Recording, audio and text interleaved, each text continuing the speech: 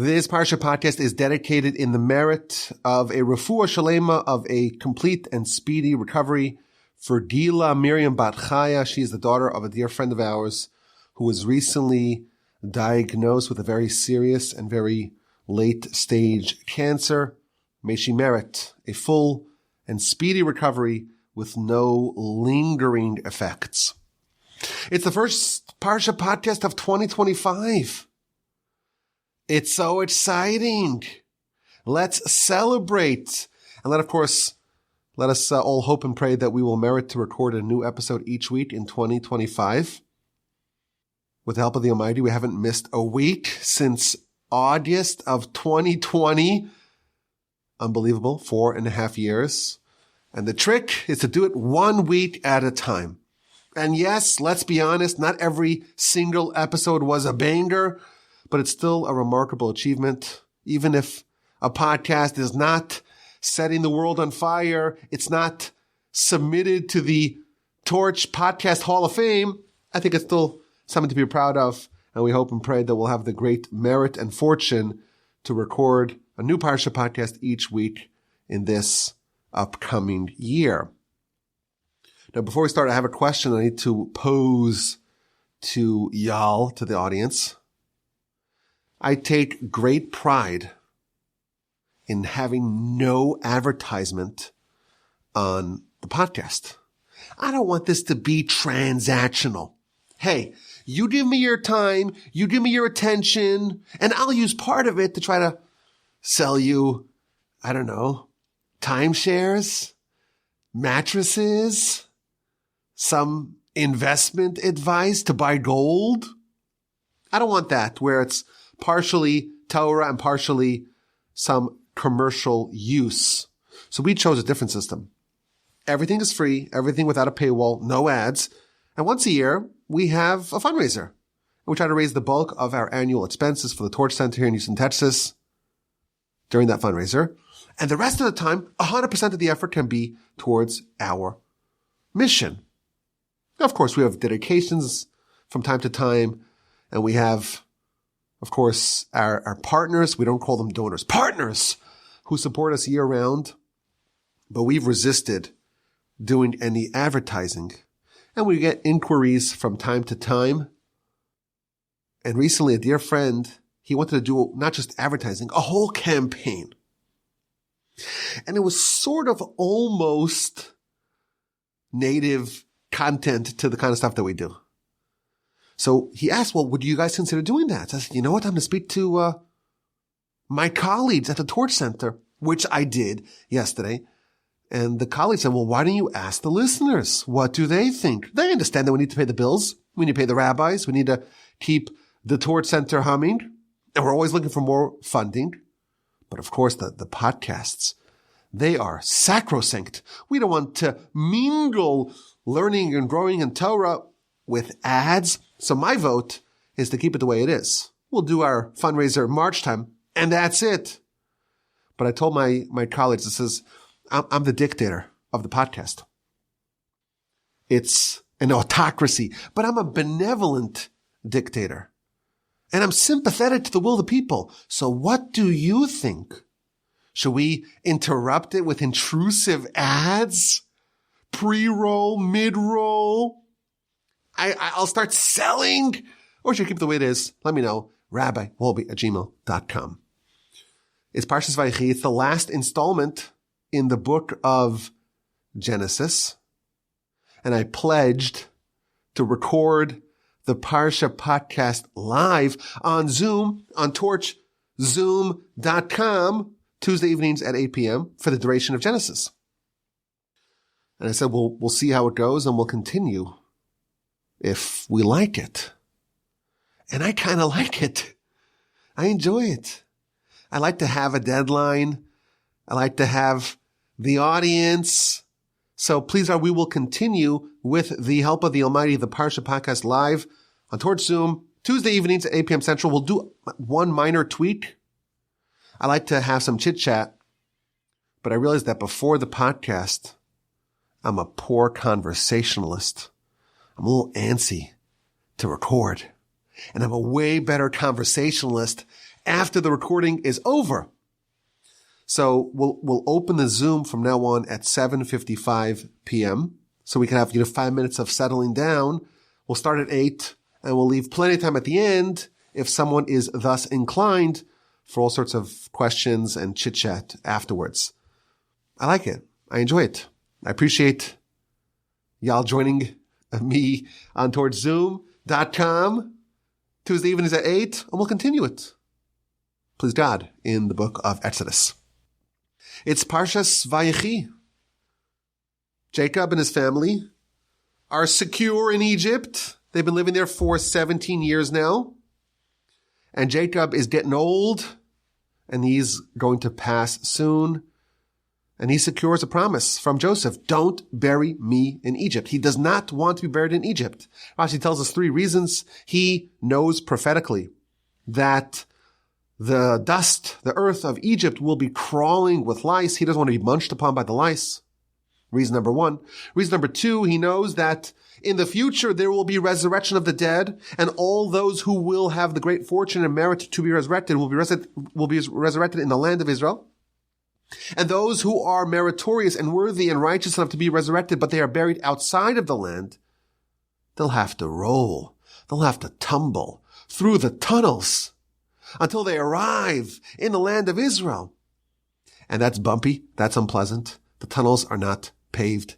Jacob does not want the experience of tumbling through the tunnels. Bury me in Israel. Reason number 3, he doesn't want to be deified. When Jacob came, the famine paused. Whenever Jacob got close to the Nile, the waters of the Nile elevated themselves towards him. Jacob was a celebrity. He was a superstar. And if he was buried in Egypt, there's a risk of him being deified. For these 3 reasons, he tells Joseph, don't bury me here. Instead, bring me to the land of Canaan. Bring me back home. Inter me in the cave of the patriarchs. 7 people are already interred there. Adam and Eve, Abraham and Sarah, Isaac and Rebekah, and his wife Leah. There's one more slot. Jacob wants it for himself. Joseph agrees. Joseph swears to this effect. And Jacob bows in appreciation. Jacob gets sick. Joseph comes with Ephraim and Menashe, his 2 eldest sons. And Jacob blesses them in a series of blessings. He elevates Ephraim and Menashe. He makes them tribal leaders on their own. Ephraim and Menashe are like Reuven and Shimon. And all future sons born to Joseph are included not in the tribe of Joseph. That's been bifurcated into either the tribe of Ephraim or Menashe. Joseph ended up with a double portion. He was like a firstborn. He had not only one tribe, he had 2 tribes. And then Jacob blesses Ephraim and Menashe, and he crisscrosses his hands. And Joseph tries to correct him. No, you got it wrong. The right hand should be a Menashe. He's the firstborn after all. Says, no, I got it right. The right hand belongs on Ephraim. Then we have chapter 49, one of the most poetic and richly layered portions of the Torah. Jacob calls his sons, gather, I will tell you what will happen to you in the end of days. And he has to make an adjustment. Initially, Jacob had planned on revealing to his sons what will happen to them in the end of days. He was going to reveal to them the end game of it all. But that relied on prophecy. And the prophecy conked out on him. And he pivoted. And he gave them a blessing instead. Jacob waited to his deathbed to bless his sons. Moshe, at the end of the Torah, did the same. He blessed the nation on the day of his death. And Jacob went through his sons one at a time. And he gives them these very flowery, very poetic blessings. And each verse has multiple nuanced messages and meanings. And the commentaries try to decipher the subtleties of Jacob's blessings. After he concludes the blessings, he was gathered to his people. Jacob died. Or at least it appears that he died. The Talmud says, well, he actually didn't die. Different story. And Jacob was mourned, and he was embalmed, and he spent 70 days in Egypt. Joseph comes to Pharaoh and says, I promised my father to bury him in the land of Canaan. And Pharaoh agreed to have Joseph take Jacob to the land of Canaan due to the oath that he swore to his father. Rashi tells us that there's another oath. Joseph swore an oath to Pharaoh to not reveal, to not divulge the secret that Joseph knew. The rules in Egypt said that a monarch, a king, has to know all the world's languages. And when Joseph was a candidate to be the viceroy of Egypt, he had to know all the languages. And the Talmud tells us that an angel came and taught Joseph all the languages. And when he was inspected, language after language, he speaks them all. And then Joseph says, well, you missed one. What about Lashon HaKodesh, the holy tongue? What about Hebrew? And Pharaoh says, what? I'm not familiar with that one. Joseph says, don't worry, that'll be our little secret. I swear I won't reveal to anyone that you are ignorant in Hebrew. Pharaoh says, I'm not going to ask Joseph to violate the oath he gave to his father, because if he violates that oath, eventually he may be compelled to violate the other oath, the oath that he swore to me, that he won't reveal my ignorance in Hebrew.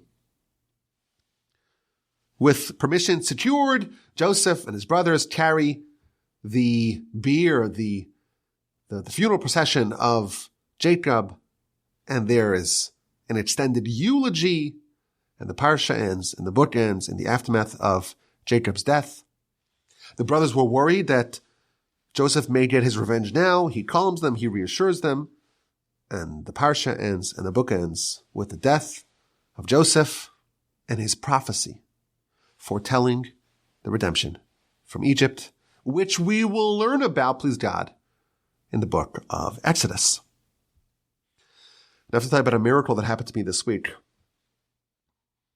As you perhaps know, ever since Parshas Noach, I've been sending out a newsletter on Fridays to anyone on my email list who hasn't yet unsubscribed.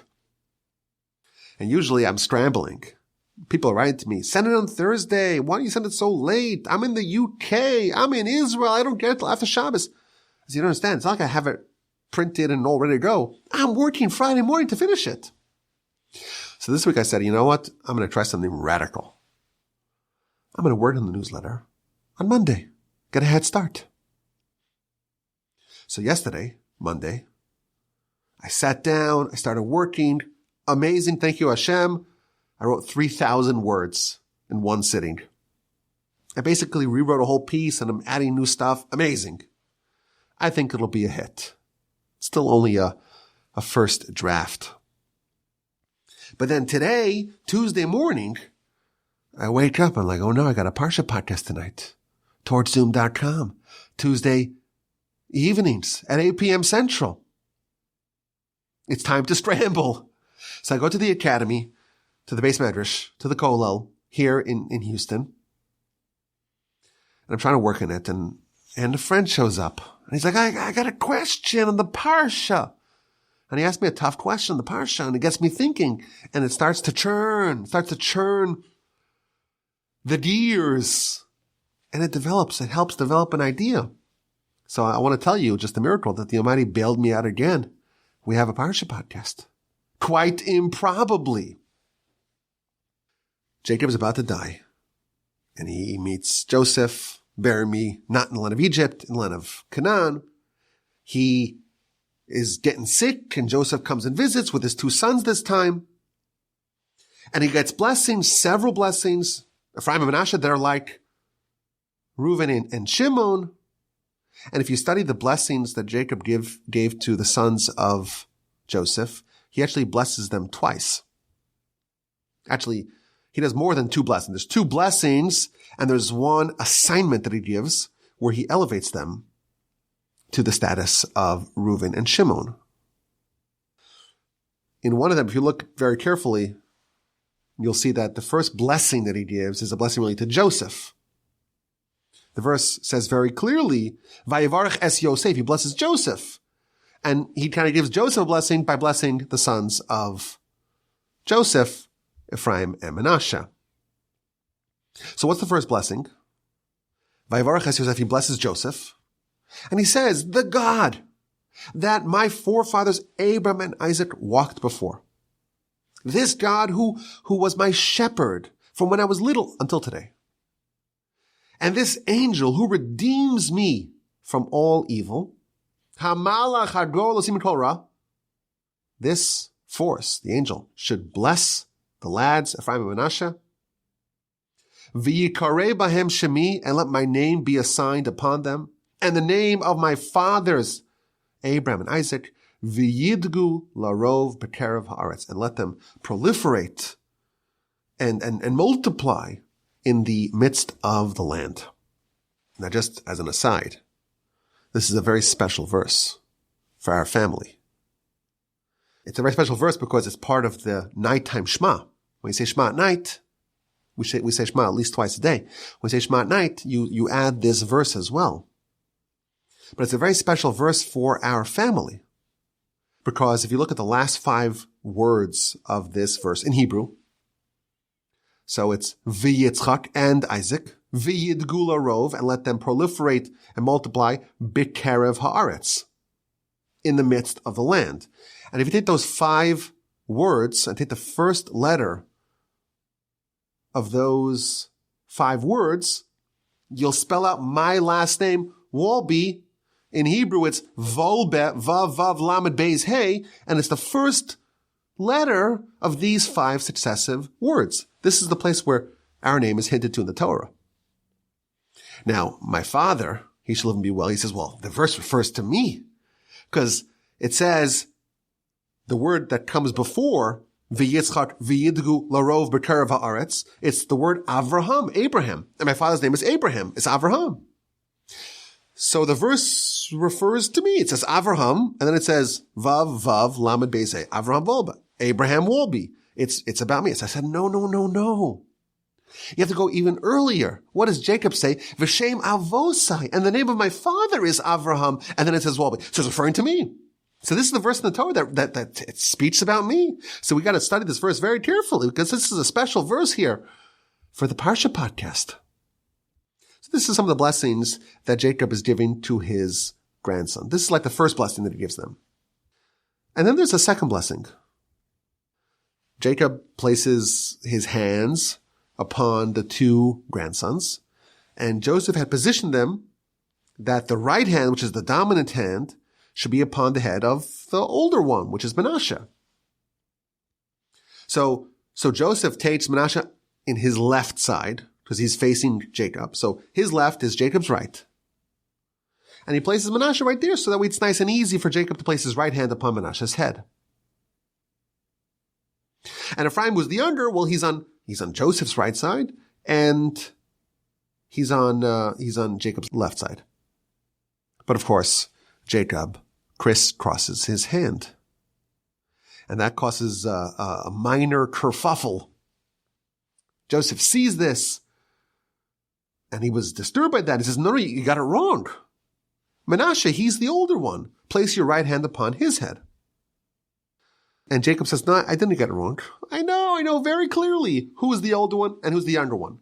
But because Ephraim is going to be greater, Achiv hakatani gedal mimeno, the younger brother, will supersede the older one, and his descendants, his progeny, will be Melo Hadroim, will fill all the nations.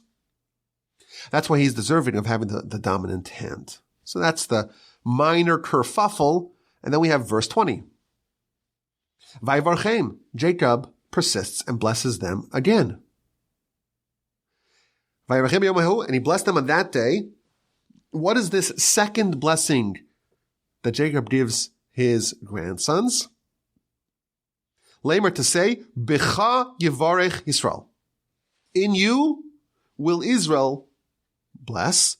Lamer, and they will say, Yesimcha Elokim, may God make you, may God render you like Ephraim and Menashe. This is the second blessing that Jacob gives his grandsons. Becha Yivarech Yisrael. Through you, all of Israel will give a blessing. What does that mean? So Rashi tells us, if someone wants to give their sons a blessing, this is the blessing that they give. The blessing of Ephraim and Menashe is that everyone else will bless their own sons to be like Ephraim and Menashe. V'yomer ish lebno, and a man will say to his son, Yisimcha Elokim, and God made you like Ephraim and Menashe. It is a universal custom, the day before Yom Kippur Eve, to bless your children, and all of your sons you bless them, by placing your hands on their head and saying the words, Yisimcha Elokim k'Ephraim v'Menashe. May God make you like Ephraim and Menashe. Why do we do that? Because of this verse, 49:20.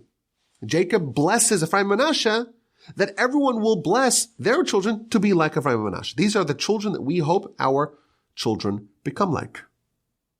So it's a universal custom to bless our children on Yom Kippur Eve with this blessing.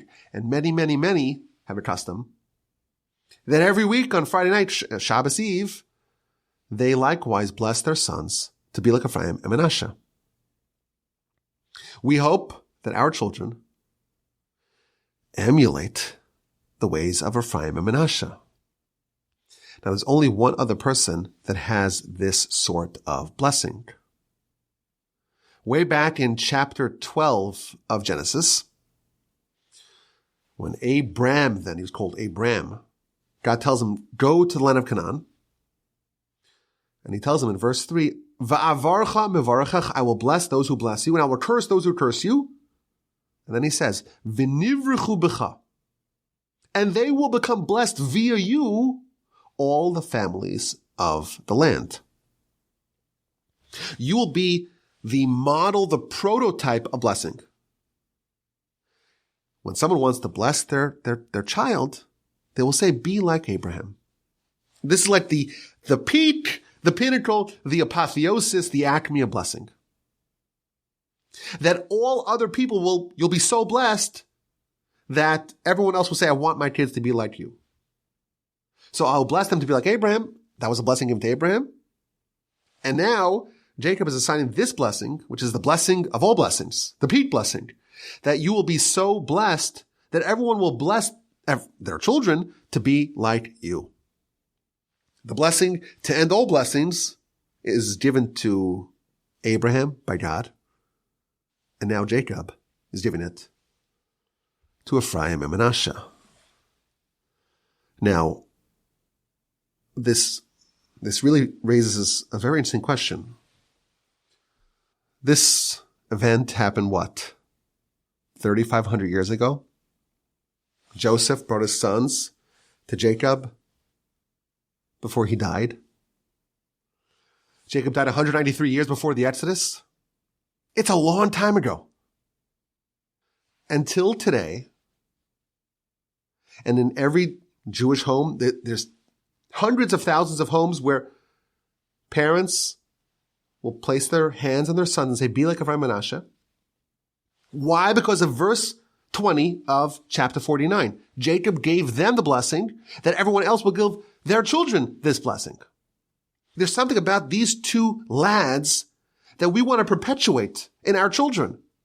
They're the prototypes of all blessings. We want our children to emulate them. When we bless our children today, 2025, we specifically bless them to be like Ephraim and Menashe. Not like Judah and Joseph, not like Benjamin and Levi, not even like Isaac or Jacob. These are the examples. What message are we trying to convey to our sons? There's something about these two boys, these two lads, that Jacob is cementing for perpetuity. This is what parents tell their sons. These are the examples that we all aspire to.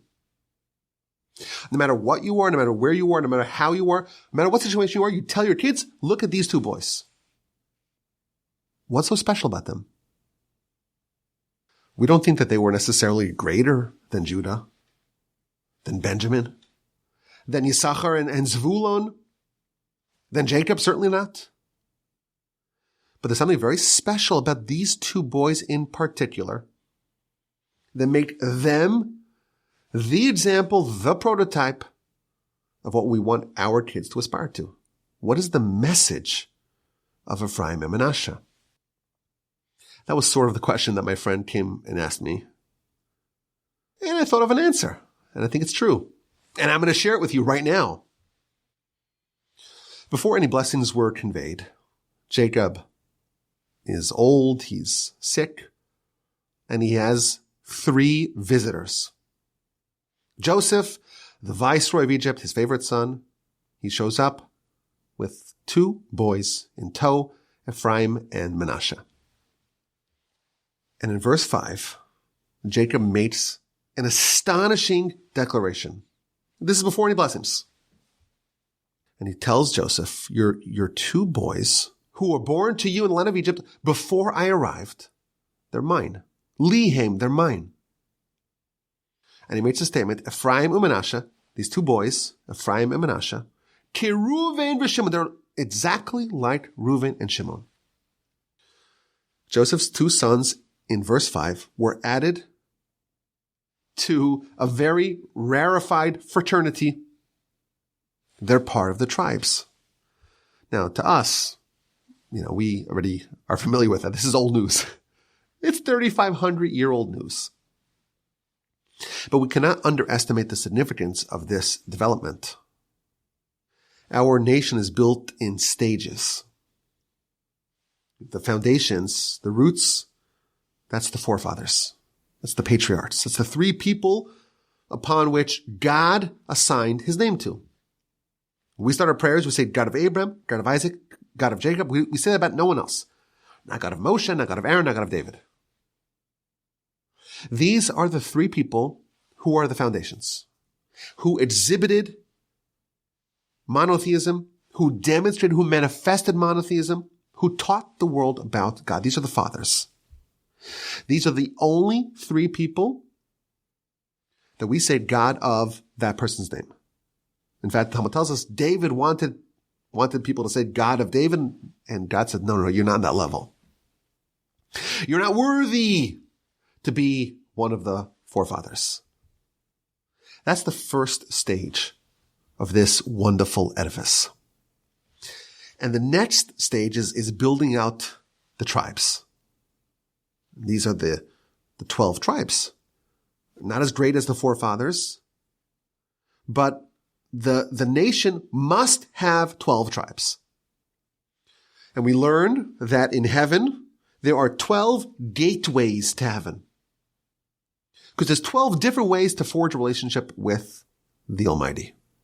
And thus, our nation must have 12 tribes, because there must be one group for every facet of divine service.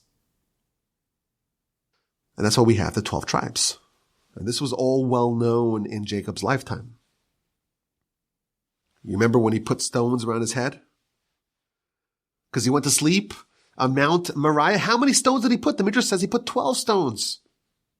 Because that was a form of a prayer. Give me the 12 tribes. Abraham didn't have 12 tribes. Isaac was not the father of 12 tribes. And Jacob was hoping that he would be the one. Now, it seems like it wasn't just Jacob and Abraham and Isaac who knew this. Jacob's wives knew this as well. So after Jacob had 10 sons, Leah became pregnant. And she reasoned with herself, if I have another son, then that will bring the tally up to 11. And there's only one son left. And then if Rachel will have that one son, she'll only end up with 1. 10 of them are already accounted for. If I have the 11th son, well, Rachel can have no more than 1, which would mean that Rachel would have fewer sons than the maidservants. So she prayed, and the child in utero, Rashi tells us, it was converted to a female. There has to be 12 tribes, and there's only 12 tribes. And even though Ephraim and Menashe are added, in every instance of tribal manifestations, there's only 12. So if the land of Israel is divided up into 12, Levi is withdrawn. If the enumeration of the nation, it's only 12, Levi is not counted. He's separated. On the breastplate of the high priest, well, then Joseph is just one. When Moshe blesses the nation at the end of the Torah, he excludes Shimon. There's always 12. There can never be 13, never be 11. That's the building blocks of the people, of the nation. 3 and then 12. And once this stage is over, the roles have been filled, it's too late. If I want to become the head of a new tribe, it's too late. That part has been done. That realm, that dimension, that aspect of the nation has already been built. Jacob meets 2 boys, and he's assessing them, and he's determining that these 2 are like Reuven and Shimon. We have 2 more tribes here. There's something extraordinary about these 2 lads that, contrary to all expectations, in a surprise that confounds everyone, 2 of Joseph's sons, that they're joining this cohort. How does such a thing happen that there's only 12 tribes? You have the forefathers and then the tribes. And Jacob seems to be like he's the father of all the tribes. But now Joseph seems to bring boys that are on that level. There's a glitch in the matrix. Jacob is supposed to be the father of the tribes, yet he meets these 2 boys. They're tribes. They're like Reuven and Shimon. They belatedly become tribes on their own. Ephraim and Menashe, like Reuven and Shimon. Now, this does not mean that they were elevated because of nepotism or favoritism. These 2 people, Jacob's looking at them prophetically, and he's saying these are like Reuven and Shimon. They must be tribes. How did that happen? That is what Jacob set out to investigate. There's something unexpected here. There's unexpected greatness found in these 2 boys. And it's not just that they're the next generation. If we were to imagine that any of Jacob's grandchildren would end up as tribes, and we had to place bets, everyone would bet on other candidates than Ephraim and Menashe. The deck was heavily stacked against them. They were far, far away from anything that would encourage them to achieve the degree of transformative greatness needed to be part of this group. They're in the spiritual quagmire of Egypt, far, far, far from the conditions, the ideal conditions needed to raise greatness. There's something very surprising here. Against all odds, 2 exquisite roses burst forth amidst the thorns. How did this happen? How did 2 boys raised and born in the spiritual cesspool of Egypt, how did they become shiftei cut tribes of God? How did Ephraim and Menashe, who grew up in an alien environment, far away from the Jewish family, far away from the Jewish values, far away from the beacons of Torah, of monotheism, far away from Isaac, far away from the Holy Land, how did they become tribes of God? How did they become like Ephraim and Menashe became like Reuven and Shimon? How did they circumvent the convention that says that Jacob is the father of the tribes? How did these 2 flowers blossom in the desert? Once Jacob sees something so unexpected, he assigns it and he affixes it. He says, I want every Jewish family to learn this. Jacob gives a blessing to Ephraim and Menashe. You are prototypes for a value, for a lesson that every family must learn. Every parent must teach their child. You bless your child. In 2025, you say, go back to these 2 young boys. Because there's something extraordinary about them. They achieved greatness that they had no business achieving. They had no business being tribes. But against all expectations, they did it. That is a story that every child must hear.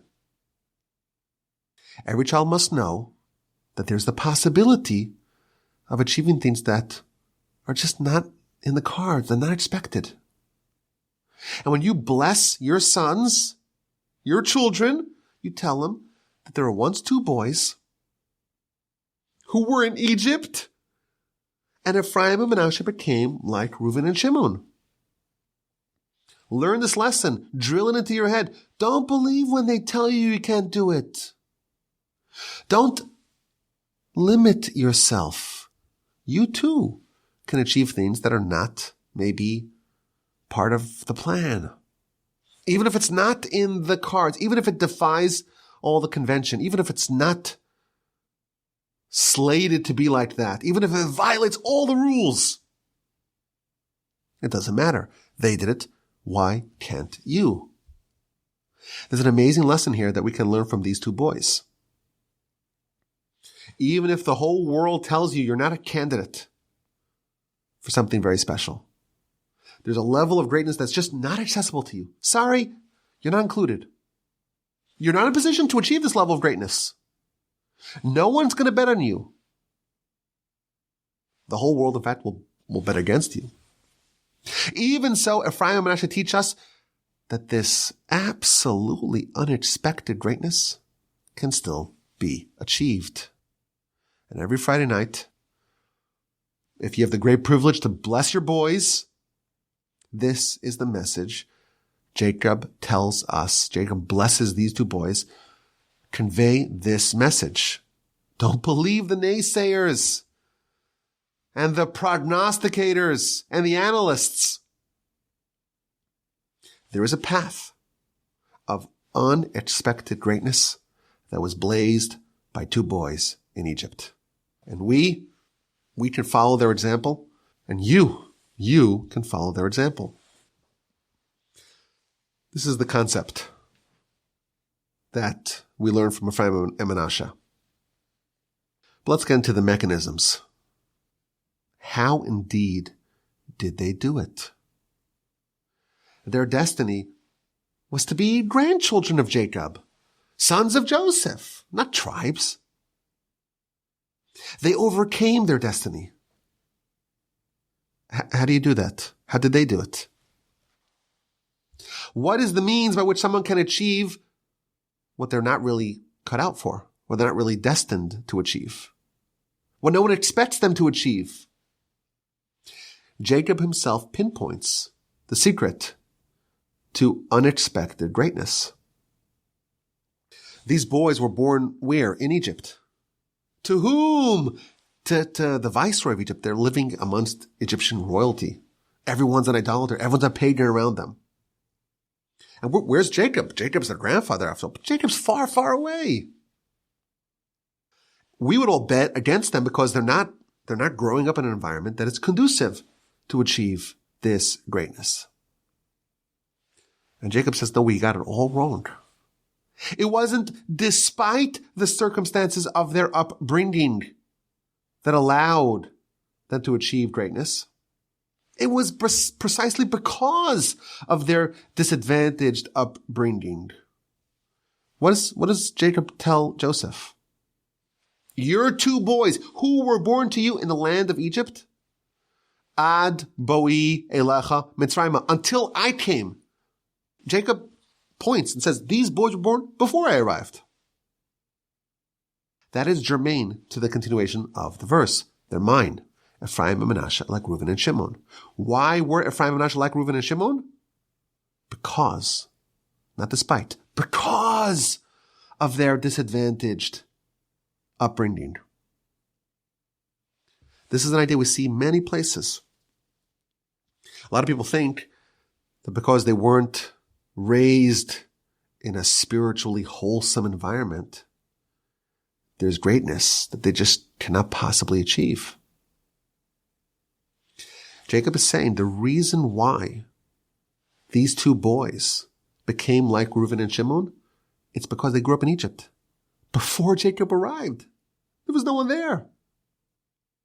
And that actually created the conditions, counterintuitively, for them to become like Reuven and Shimon, for them to violate all the conventions. I mentioned this many times on the podcast. I'll say it again because it's very important. The Talmud says in the book of Brachos on page 34b, you know what I'm going to say? You know it. I'm going to say it. I'll say it again. The place, the spiritual place, where the penitents stand, even those who are pristinely righteous cannot stand. Meaning the spiritual level of someone who was distant from God and was a returnee, returned to God, became a Baal Tshuva, in the words of the Talmud. A penitent. The place where they are in proximity to God, someone who never sinned a day in their life, cannot get anywhere near that. In the words of the Rambam, when he discusses this Talmud, he says, their level is higher. So if someone grows up far, far away from Jacob, far, far away from Torah, they're actually capable of achieving heights that they could not have achieved if they grew up pristinely righteous. Flawless, in a flawless environment. That's what Jacob is saying here. We thought, everyone may think that, well, these boys are just not candidates to achieve superstardom. Because they're growing up in Egypt, far away from Jacob. But now it's the opposite. It's because they were far away from Jacob, because they had this very disadvantaged upbringing, that's what allowed them to become like Reuven and Shimon. Once I arrived, Joseph has more sons. Sorry, they're not able to achieve that level. They grew up in too cushy of an environment. They can never achieve that transformative greatness. Now, I imagine part of this is Joseph understood the enormous challenge that he would have. Joseph, one of the greatest people of all time, he has these two boys. And he understood the unique challenges that he will have raising these boys without Jacob in this very alien environment. And he knew that if he was going to pull this off, he would have to defy all expectations. And we imagine that he invested Herculean efforts to make sure that they were raised properly.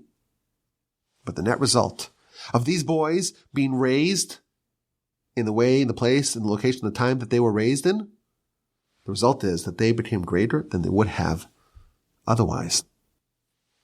This is the principle of Ephraim and Menashe. They became tribes because they were built in the wasteland, in the desert, without any support, without any infrastructure, without the protective umbrella of Jacob and co. They ascended over their siblings, who were born subsequently, precisely because they were forged under fire, amidst the storm. The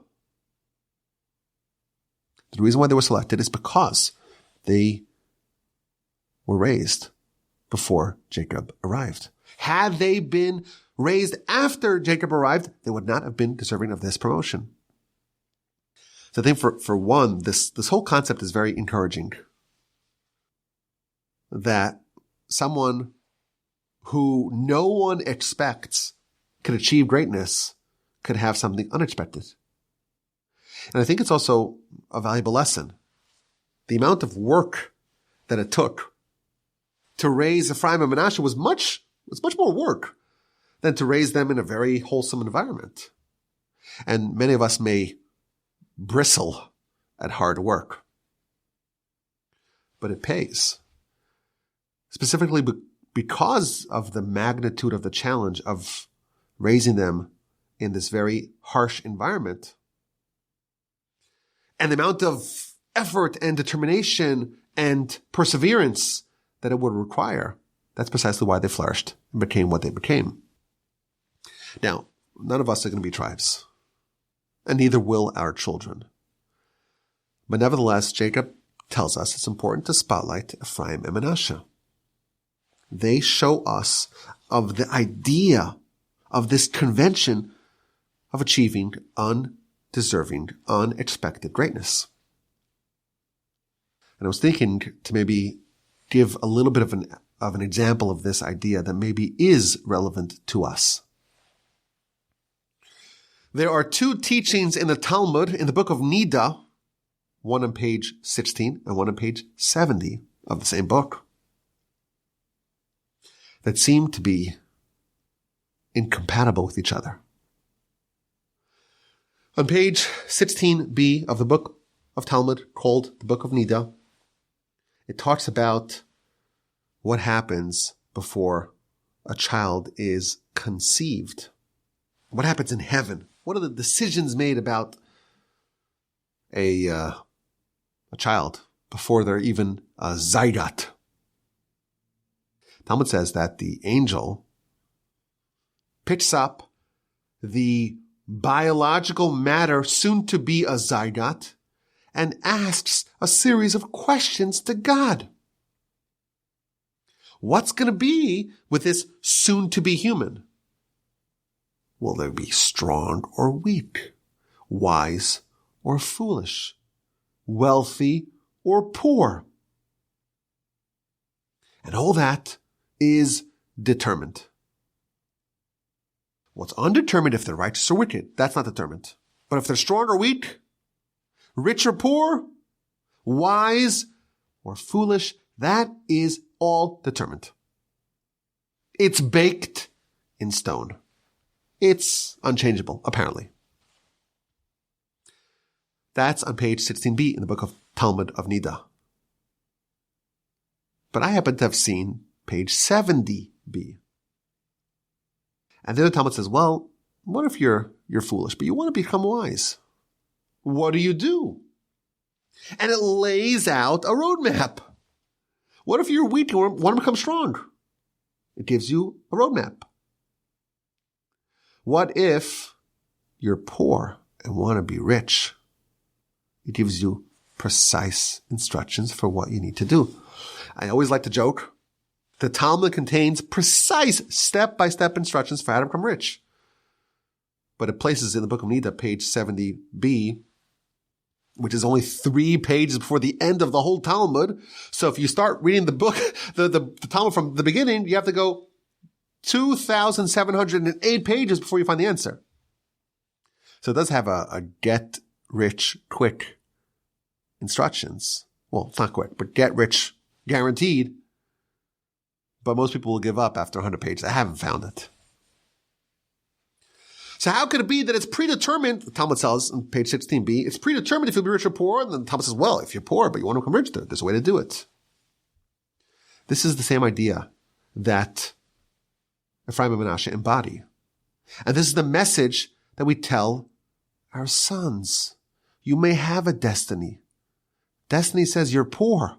Destiny says you're weak, you're feeble, you're foolish. And you know what?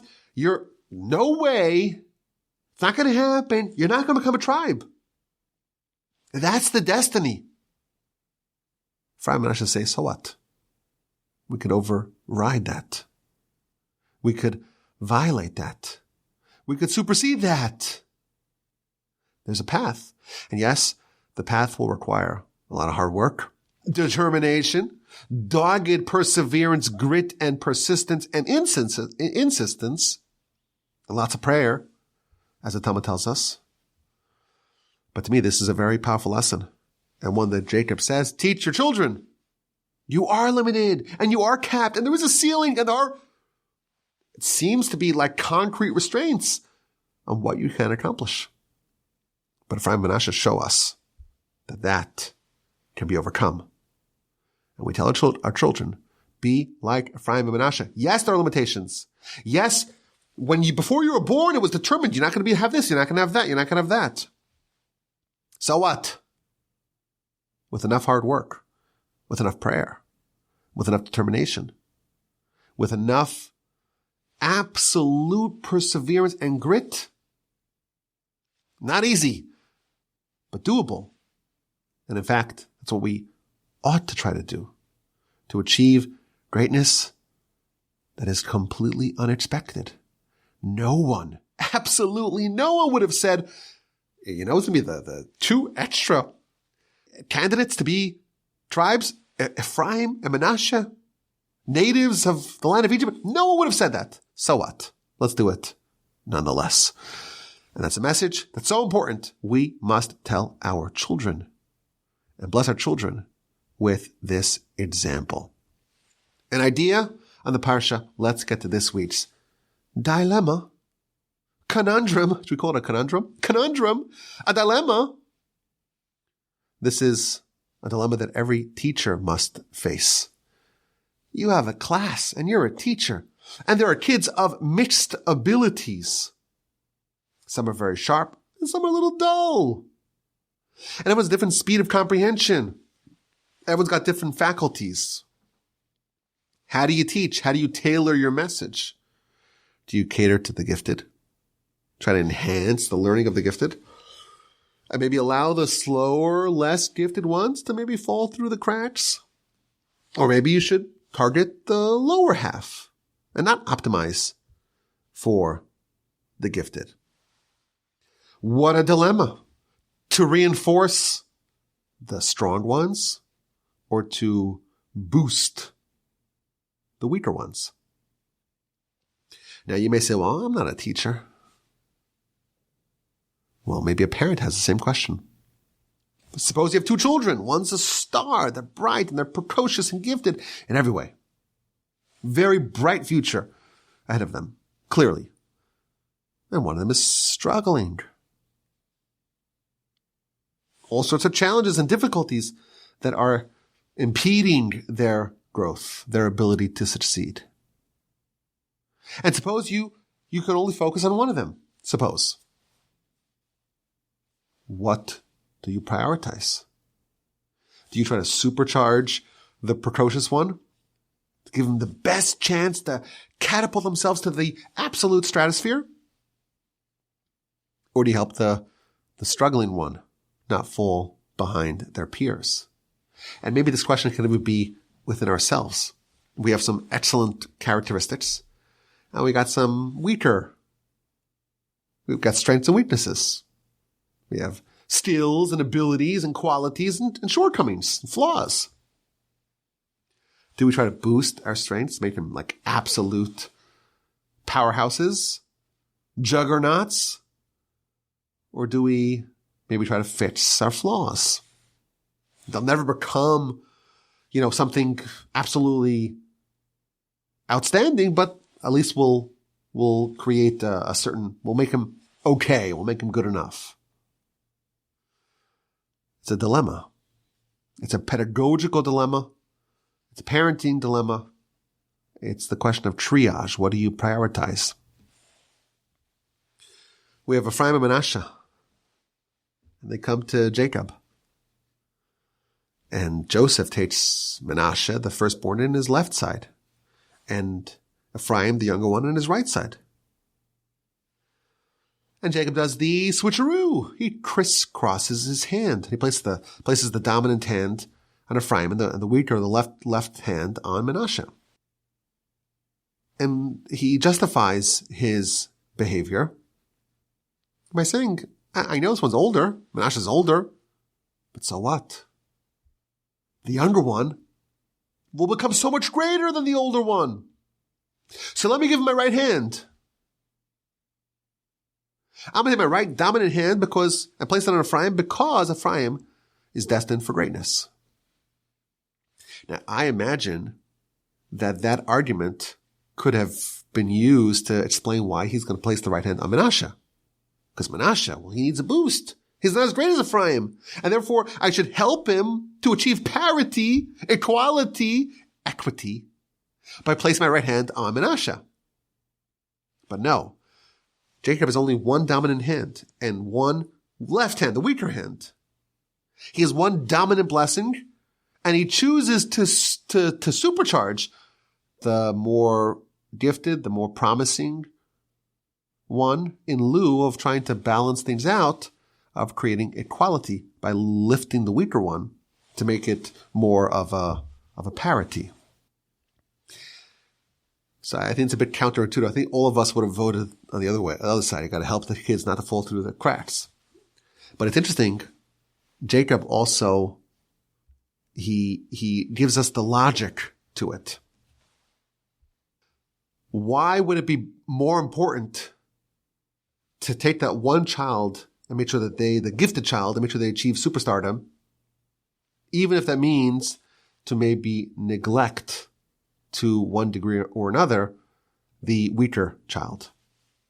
My grandfather used to always say, Jacob is always in our Parsha focusing on individuals. If you ever have the great privilege of reading this week's Parsha with Rashi, you'll notice many, many, many times when Jacob looks at one of his tribes and he gives them a blessing that's going to apply to that tribe forever, he focuses not on the tribe at large, but individuals in the tribe. So, for example, 48:8, when Jacob sees the two boys, he says, "Who are these?" Now, we read it and we say, well, Jacob, maybe he doesn't know who they are. He's getting old, dementia. That's not what Rashi says. Rashi says that when Jacob saw these two, he looked at them prophetically and his prophecy went away. Because there are wicked descendants, Yeravam and Achav, who are descendants of Ephraim, and Yehu, who is a descendant of Menashe. So when he's looking at a tribe, he sees the individual, and the individual kind of is the identity of the whole tribe. Now, when he places his right hand upon Ephraim and the left hand upon Menashe, well, Ephraim's greater. He's superior. Why is Ephraim superior? So again, Rashi says, because Ephraim's greatest descendant is Joshua. And Joshua is greater than Menashe's greatest descendant, namely Gidon. And if you look at the blessings of the other tribes, he's focusing on the standouts. When he talks about Judah, it's about David. When he's blessing Dan, it's about Shimshon. It's blessing Benjamin, it's about Saul. There's an emphasis on the individuals. And perhaps we can say that this is an argument in favor of the great man theory of history, that one individual can change the whole world. If that's your focus, as a pedagogue, as a teacher, as Jacob, you're looking to see who is a candidate to be that one star. That I want to empower, give all the tools that they can have to achieve something which will absolutely change the whole world. We could think of a secular example of this. Benjamin Franklin, everyone's favorite founding father. This guy is like unbelievable. He founds effectively the republic and he negotiates peace for this republic, and he also invents the bifocals and lightning rods and all kinds of interesting things and founds a world-class university. How many different individual people did the work of one Benjamin Franklin? That's a secular example. We talk about Abraham. Abraham was one man who changed the whole world. Moshe, as another example. One man brings the Torah from the heavens on high, brings it down here. Messiah, we're waiting for Messiah. One person that will change the entire world to get the whole world to believe in God. 8 billion people, everyone is going to believe in God. That's what we're waiting for. We believe one person can change the world. There is a legitimate pedagogical approach that argues if you have someone that is potentially the next one person change everything, you got to invest everything. All your chips into the table, all your eggs in one basket. You go all in. You shoot for the stars with the best candidate for superstardom. Now, I know many will argue the opposite. It's a dilemma. This is not something which is easily solved. And there are legitimate arguments for the opposite perspective.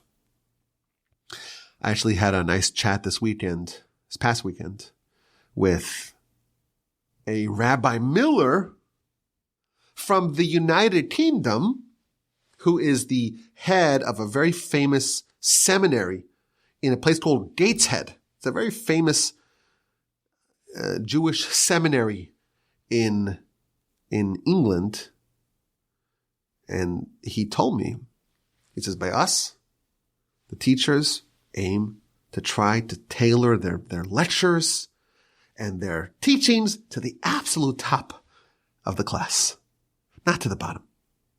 And I like that, because I know there are other institutions that choose the opposite. Make sure no child left behind. I like that he said, no, we aim for the top. Why? Because we see a philosophy here, a perspective of Jacob, and that is, we're looking for individuals. Individuals. Joshua, that one person, the descendant of Ephraim, that like encapsulates the whole tribe. The whole tribe is just one person. And that's the reason why Ephraim is greater than Menashe. Because Joshua is greater than Gideon.